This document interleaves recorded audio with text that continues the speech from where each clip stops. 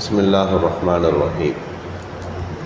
قال الله سبحانه وتعالى في كلامه القديم والفرقان المجيد: وأن ليس للإنسان إلا ما سعى صدق الله مولانا العلي. மேலான அல்லாஹ்வின் நல்லடியார்களே, அல்லாஹ் சுப்ஹானஹு வ தஆலா வானம் பூமிகளை படைப்பதற்கு 50,000 ஆண்டுகளுக்கு முன்பு இந்த உலகத்தில் நாம் உலகம் என்று சொல்லுகின்ற எதுவுமே இல்லாத நேரத்தில் அல்லாஹுவை தவிர வேறு எதுவும் இல்லை என்ற ஒரு நிலை இருந்தது. அப்போது அல்லாஹ் ஒரு பேனாவை படைத்தான். அந்த பேனாவை பார்த்து அல்லாஹ் சொன்னான், உக்துப், நீ எழுது அப்படின்னு கட்டளை பிறப்பித்தான்.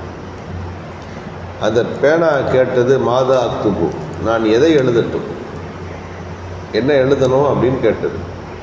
உக்துப் மாக்கான வமா யகூன், எதெல்லாம் உண்டாகுமோ அது எல்லாவற்றையும் எழுது என்று அல்லாஹ் குறிப்பிட்டான். அந்த பேனா எழுதி முடித்தது. அல்லாஹ் சொன்னான், ஜஃபல் கலம், பேனாவின் மை காய்ந்து போனது. அது எழுதிய புத்தகத்திற்கு பெயர் லவ்ஹுல் மஹ்ஃபூல். அதைத்தான் நாம் தக்தீர், விதி என்று சொல்லுகின்றோம். எல்லாவற்றையும் அல்லாஹ் எழுதி முடித்து விட்டான். இப்போ எது நடந்தாலும் அது அல்லாஹ்விற்கு இதை பற்றிய அறிவு முன்னாடியே இருக்கு.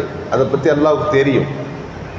நடந்து முடிந்த ஒன்றைத்தான் அல்லாஹ்வுக்கு தெரியுது அப்படி என்பதல்ல. இது எப்படி நடக்கும் என்பதை பற்றி அல்லாஹ் முன்பே அறிந்து வைத்திருக்கிறான். இதைத்தான் நாம் தக்தீர் என்று சொல்லுகின்றோம். அந்த விதியை பற்றி உள்ள நம்பிக்கை நமக்கு அவசியம்.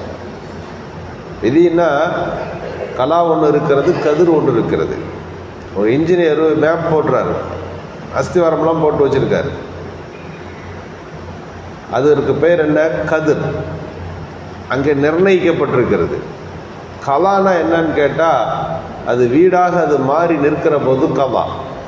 அல்லாஹ் கதிரை எப்போதும் ஏற்படுத்திட்டான். என்னெல்லாம் நமக்கு நடக்கும் என்பதை ஏற்படுத்தி முடித்து விட்டான். கலா என்பது அந்தந்த குறிப்பிட்ட நேரத்தில் அது நம்மளை வந்து சேரும்போது அதற்கு கலா என்று பெயர். இதுதான் கலா, கதிர் என்று சொல்வது. இன்ஜினியர் மேப்பு ஒரு கட்டிடமாக மாறுவது, இதுதான் கதிரும் கலாவும். இதில் நாம் கவனிக்க வேண்டும். எல்லாமே அல்லாஹ் முடிவு செஞ்சிட்டான்னா அப்புறம் நம்ம செய்வதற்கு என்ன அர்த்தம்? நம்முடைய செயல்பாட்டுக்கு என்ன வேள்வி? நமக்கு முயற்சி இருக்கிறது அல்லவா? நம்முடைய சுய இஷ்டம் என்று ஒன்று இருக்கிறது அல்லவா? அது அந்த வட்டத்துக்குள்ளே மட்டும்தான் இருக்க முடியும். அந்த வட்டத்துக்குள்ளே மட்டும்தான் நம்முடைய நகர்த்துதல்கள் உண்டாகும். ஒருத்தர் படம் வரைகிறதுக்கு ஒரு கோடு போட்டார், பார்டர் லைன் போட்டார். அதுதான் எல்லாம் நமக்கு போட்டு வச்சது. நம்ம முயற்சி என்னன்னா அதில் கலர் அடிக்கிற வேலை. அந்த கலர் அதை தாண்டி வெளியே போகாது, அதுக்குள்ளத்தான் அடிக்க முடியும். ஒரு மனித உருவத்தை வரைஞ்சிருக்கிறாங்க, அதனுடைய விட்டம் இருக்கிறது. அது மனசில் இருந்தது, இப்போ பேப்பரில் எழுதியாச்சு, நம்ம வாழ்க்கைக்கு வந்துருச்சு. அது இப்போ நம்ம என்ன வேலைன்னு கேட்டால், நம்முடைய வரையறைக்குள்ளே இருப்பவற்றுக்கு கலர் அடிக்கணும். கலரை வந்து தாண்டி அடிக்க முடியாது. இன்னும் ஒரு எளிமையான உதாரணத்தை சொல்ல வேண்டும் என்றால், ஒரு பெரிய வட்டத்தில் நீங்கள் நிற்கிறீங்க. அந்த வட்டத்துக்குள்ளதெல்லாம் உங்களுக்கு கிடைக்கிறது நல்லா சொல்லியாச்சு. இதுதான் உங்கள் கதிர், உங்களுக்கு உள்ள கலா. நம்ம வேலை என்னன்னு கேட்டால், அந்த வட்டத்தில் எல்லா பக்கட்டும் போய் தேடணும், முயற்சி எடுக்கணும். அந்த வட்டத்தில் முகனையிலே உட்காந்துக்கிட்டு அங்கே வரைக்கும் போக மாட்டேன் அப்படின்னு சொன்னால் அது நமக்கு கிடைக்காது. நம்முடைய முயற்சி என்ன? அதனுடைய உச்சம் வரை போய் தேட வேண்டும், முயற்சிக்க வேண்டும். அதுவரை நமக்கு அனுமதி இருக்கிறது. என்ன முயற்சி செய்தாலும் அந்த வட்டத்தை தாண்டி உங்களால் போக முடியாது. ஏனென்றால் நம்முடைய வட்டம் அங்கே நிர்ணயிக்கப்பட்டு விட்டது. நம்ம சூழ்நிலை என்னன்னா, அல்லாஹ் நான்தான நடக்கும்னு இங்கே உட்கார்ந்துருக்கிறது. இது பெரிய வட்டத்தினுடைய உச்சி வரை நீ போகலாம் என்பது அல்லாஹ் நமக்கு நிர்ணயிச்சிருக்கிறான்.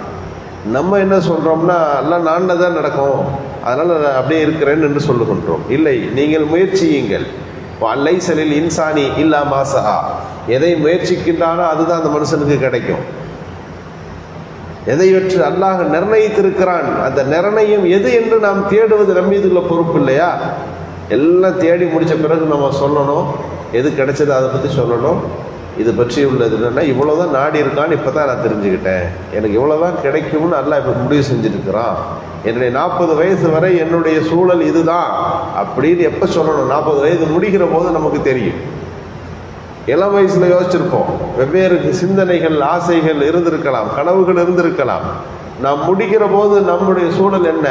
நம்முடைய வாழ்க்கையில் அல்லாஹ் இப்படித்தான் கலாக்கதிர் அமைச்சிருக்கிறான், அதை நாம் அடைந்து கொண்டு விட்டோம் என்று பொருந்தி கொள்ள வேண்டும். நபிகள் நாயகம் ஸல்லல்லாஹு அலைஹி வஸல்லம் உழைப்பை ஊட்டினார்கள், உழைப்புக்கு ஆர்வம் ஊட்டினாங்க. அதாவது நாடுறது தான் நடக்கும் அப்படின்னா சும்மா இருக்குன்னு சொல்லலாம்ல. நீ எவ்வளோ முயற்சிக்கிறீங்களோ அவ்வளோ. அல்லாஹ்வுடைய உதவி நேராக வருது. பத்ரு போரில் ரசூலுல்லாஹ் அங்கேயே உட்காரலையே, கொடியை கட்டிக்கிட்டுல ஆளெல்லாம் கூட்டிகிட்டுல போகிறாங்க. அங்கே உழைப்பு இருக்கிறது அல்லவா? உழைப்புக்கு பிறகுதான் நம்ம முடிவெடுக்கணும். பத்ரு, உஹதுன்னு எத்தனை யுத்த காலங்கள், எவ்வளவு முயற்சிகள். மனிதனுடைய முயற்சிக்கு எந்த பலனும் இல்லை, நான்தான் தான் நடக்குது என்று நாம் யோசிக்கக்கூடாது. முயற்சிப்பது நம் வேலை, பயனை தருவது அல்லாஹுடைய வேலை. காசிப், நம்ம அதை பெற்றுக்கொள்வதற்கு முயற்சிப்பவர்கள். அல்லாஹ் ஹாலிக், அதை படைக்கிறவன். படைக்கிறது நம்முடைய கையில் இல்லை, நம்ம முயற்சிக்கிறது மட்டும்தான் நம்ம கடை. கடையெல்லாம் திறந்து வச்சுட்டு உட்கார்றது நம்ம வேலை.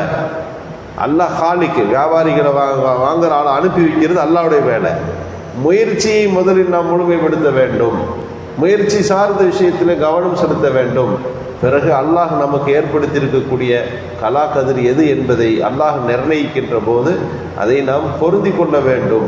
இதுதான் கலாக்கதிரினுடைய அடிப்படை. அல்லாஹ் எல்லாவற்றையும் முன்னாலேயே எழுதி வைத்திருக்கிறான். வலா ரத்துபின் வலா யாபிசின் இல்லா ஃபீ கிதாபின் முபீன். காய்ந்ததோ உலர்ந்ததோ எல்லாவற்றையும் அல்லாஹ் பதிவு செய்திருக்கிறான். வமா தஸ்குது மின் வரக்கத்தின் இல்லா யஅலமுஹா. இன்னைக்கு ஒரு இலை கீழே விழுகிறது என்றால் அந்த இலை எத்தனை நாள் மரத்தில் இருக்கும், அது என்னைக்கு கீழே விழுகும் என்பதையும் அல்லாஹ் அறிந்திருக்கிறான். ஓ யஅலமு மா ஃபில் அர்ஹாம், உங்களுடைய கற்ப கோலங்களில் உள்ளதை அவன் தான் அறிகிறான்.